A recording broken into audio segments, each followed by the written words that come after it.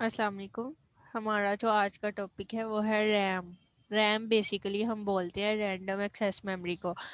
It is usually build by using two different technologies. ये जो RAM बनाई जाती है इसमें दो डिफरेंट टेक्नोलॉजीज़ यूज़ होती हैं। इसमें फर्स्ट आता है डी रैम, सेकेंड आता है S RAM. D RAM basically हम स्टैंड करते हैं डायनामिक रैम को। ये देखें, डायनामिक रैम को हम डी रैम भी बोलते हैं। D RAM stand for dynamic random access memory, a type of memory used in most computer. Dynamic random access memory must have electric current to maintain its electrical state. वो कहता है D RAM को maintain करने के लिए electric current की ज़रूरत होती है, फिर ही हम उसको मेंटेन कर सकते हैं। उसके बाद स्टैटिक रैम आता है, एस रैम। स्टैटिक रैम बोलते हैं एस रैम को। In SRAM technology, the memory cells are made from digital gates. Each cell can hold its value without any need to refresh the data as long the power is supplied to it. कहता है static RAM को refresh करने की ज़रूरत नहीं होती। जैसे जैसे डेटा उसको सप्लाई होता जाता है, वो डिजिटल सिग्नल्स की फॉर्म में उसको वो वैल्यू को होल्ड करता है। उसको रिफ़्रेश करने की ज़रूरत नहीं होती, वो डाटा को ऐसे ही होल्ड करता है। जो मेमोरी सेल्स हैं उसमें वो डिजिटल गेट्स के बने हुए होते हैं। As no refreshing is required to SRAM, these chips are faster than DRAM और also utilize less power. वो कहता है ये बहुत ज़्यादा पावर जो है वो कम कंज्यूम करता है। Because of these reason, the design of SRAM chips is more complex than design of DRAM chips. इनका जो डिज़ाइन है वो complex होता है as compared to DRAM. Hence, SRAM chips is more expensive than DRAM chips. ये expensive भी होती हैं as compared to other in modern computer technology used to build very fast memory inside CPU. This memory is known as cache memory. कहता है कुछ अब modern जो computer है उनमें मेमोरी लगी हुई होती है, उसको हम कैश मेमोरी बोलते हैं। ये बहुत ज़्यादा स्मॉल साइज़ की मेमोरी है as compare to main memory into computer, but plays a very important role increasing performance of a computer system. ये सीपीयू और मेन मेमोरी के दरमियान एक कैश मेमोरी लगी है। वो जो है कंप्यूटर जो है वो उसकी स्पीड और परफॉर्मेंस को इंक्रीज करती है। उसके बाद आता है it is important to note that the main memory is volatile, unstable, and the contents of memory are lost as the electricity supply is cut off.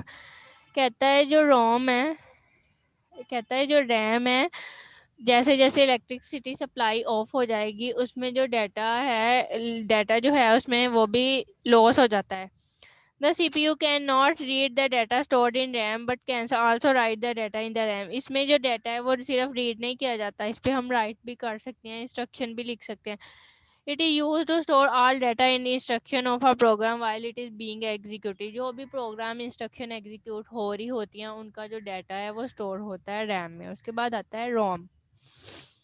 रोम को हम बोलते हैं रीड ओनली मेमोरी।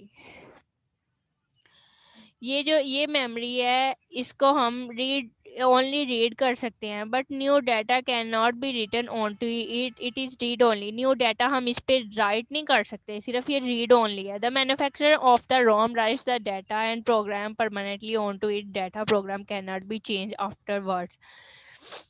जो रोम मैन्युफैक्चरर हैं, रोम बनाते हैं, वो एक ही बार उसका पर्पस जो भी इंस्ट्रक्शन है वो एक ही बार उस पर डिफाइन कर देते हैं, बार बार उसको चेंज नहीं करते।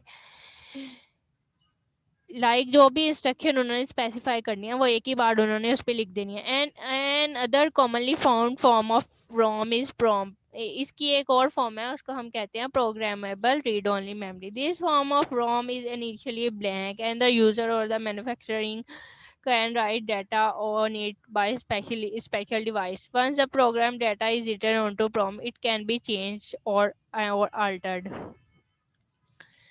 कहता है प्रोम इसकी एक और भी एग्जांपल है जिसमें मैन्युफैक्चरर है जो भी इसको बनाने वाला है वो इसको बना के इसके ऊपर लिखता है, जो भी इंस्ट्रक्शन लिखता है उनको हम चेंज भी कर सकते हैं।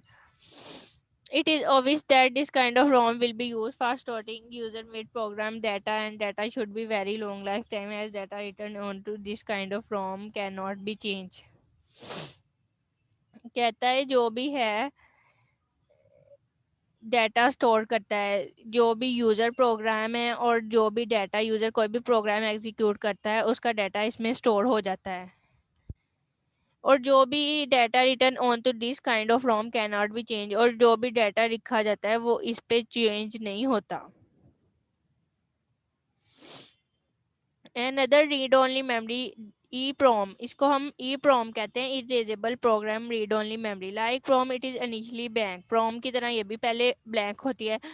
Programme and data can be written on to it by the manufacturer और by used using special devices, जो डाटा इस पे लिखा जाता है वो स्पेशल डिवाइसेस की तरह लिखा जाता है।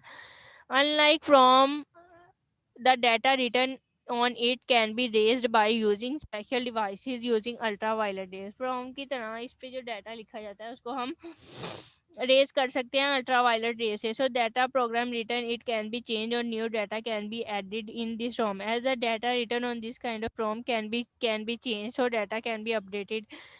इसमें जो भी हम डाटा लिखते हैं उसको हम चेंज कर सकते हैं अल्ट्रावायलेट रेस के थ्रू। इसके अलावा एक और आता है, उसको हम बोलते हैं EEPROM, electrically erasable programmable read only memory.